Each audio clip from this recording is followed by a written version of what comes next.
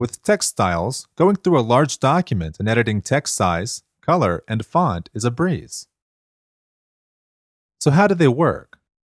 Well, usually you would have to go through a document and manually set your text parameters for each text box or string of text. But text styles are basically text templates that you can set up just once and apply to multiple text boxes with just a single click of the mouse. Why don't we go ahead and get started? Once we click on the Style button, we see the default styles. Below, we have two options: Edit Styles and Add from Selection. Add from Selection is used when we've already edited a piece of text. What we can do is select a text box and add that to our Styles palette. Let's go ahead and click Edit Styles to bring up the editor. To the left, we see our current styles. Using the buttons below, we can add or delete one. Once we select a style in the list, we see a preview to the right. And just below that, we have the properties.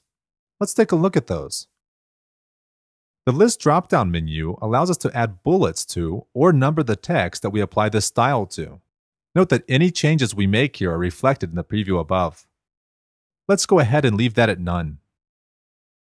Next, we have some text alignment options that dictate how the text will be aligned relative to the text box.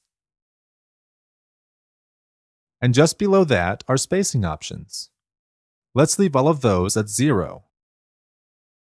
The Color button brings up the System Color dialog and lets us choose a text color. Lastly, let's choose our font. Let's click the Font button to bring up the System Fonts dialog. Note that if you purchase the Extras pack, you have an extra collection called BeLight Software. Let's choose Favorites and select Myriad Pro.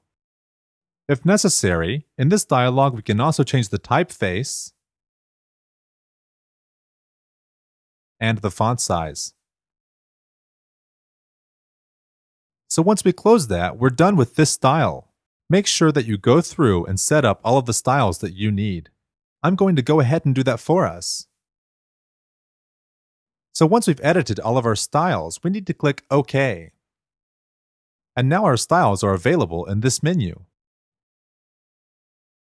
Now, applying one is as simple as selecting a text box and clicking on a style in the list. It's really that simple. If we have a box with text that we need to apply different styles to, we need to just double-click on the text box, select a portion of the text, and select the style above. So having said all of that, this lesson has come to an end. See you next time.